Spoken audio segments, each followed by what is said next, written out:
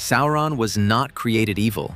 He was originally a highly powerful Maia named Mairon, the Admirable, serving Aule the Smith, where he mastered craftsmanship and forging. His obsession with absolute order and perfection made him vulnerable, leading to his corruption by the first Dark Lord, Melkor, before the First Age even began. Becoming Melkor's chief lieutenant, the Sindarin elves branded him Gorthaur the Cruel, while others called him Sauron, the Abhorred, in Quenya. During this era, he possessed terrifying shape-shifting abilities, taking the forms of a dark sorcerer, a monstrous werewolf, a serpent, and a vampire. He served as a primary antagonist against both elves and men, tormenting and hunting their leaders. After a humiliating defeat by Lúthien and the Hound Huan, who forced him to surrender the keys of his tower, Sauron fled in the shape of a vampire and played little further role in the First Age.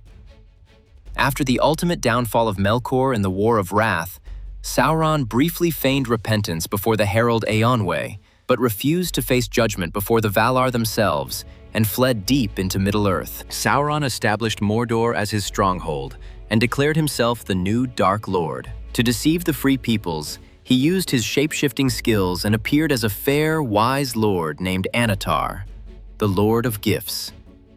He taught the elven smiths of Eregion, led by Celebrimbor, how to forge the Rings of Power, while secretly forging the One Ring in Mount Doom to dominate them all. The moment Sauron placed the One Ring on his finger, the elves sensed his betrayal and removed their rings, refusing to fall under his control. However, the 9 mortal kings who had received their rings succumbed entirely, transforming over time into the Nazgûl. The mighty kingdom of Númenor arrived in Mordor with overwhelming force, and Sauron, recognizing he could not defeat them militarily, surrendered and allowed himself to be taken back as a hostage. Using his manipulation, he rose from prisoner to the king's chief advisor, corrupting the civilization from within and turning them toward the worship of Morgoth, complete with human sacrifices in his honor. He ultimately provoked them into sailing against the Valar, and Eru Ilúvatar intervened, drowning the entire island. Sauron's physical form perished in the catastrophe, and although his spirit escaped back to Mordor, he was forever robbed of the ability to appear fair in the eyes of men. He built himself a new form, an image of malice and hatred made visible, and reclaimed the One Ring. This led to the War of the Last Alliance, where Sauron personally slew both Elendil and Gil-galad before Isildur took up his father's broken sword, Narsil, and cut the One Ring from Sauron's hand.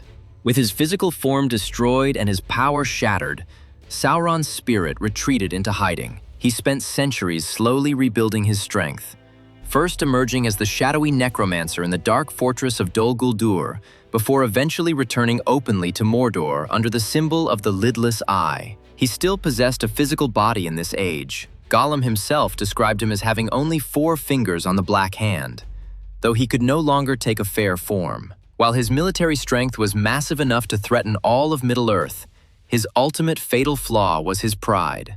He completely underestimated the willpower of the free peoples and never imagined anyone would attempt to destroy the ring rather than wield it. While Aragorn led a desperate diversion at the Black Gate, Frodo and Sam brought the One Ring to the fires of Mount Doom, where it was destroyed.